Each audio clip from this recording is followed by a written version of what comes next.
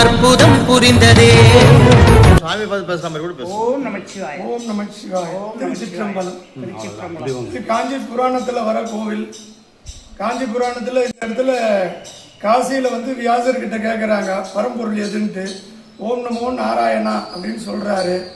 அப்படி சொன்ன உடனே இதை காசி விஸ்வநாதருக்கு முன்னாடி வந்து சொல்கிறாங்க. அவரும் அங்கே 2 கையை தூக்கி பரம்பொருள் ஓம் நமோ நாராயணா அப்படின்றாரு. உடனே இந்த கை நின்றுடுது. அப்புறம் அந்த சாபம் நீங்கிறதுக்காக காஞ்சிபுரத்துக்கு வந்து இங்கே வியாச பெருமான் வழிபட்டு அந்த சாபம் நீங்கினதா சிவஞான முனிவர் எழுதின காஞ்சி புராணத்தில் இந்த தகவல் இருக்குது.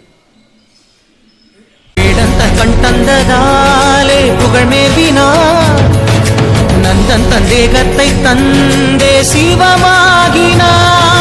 63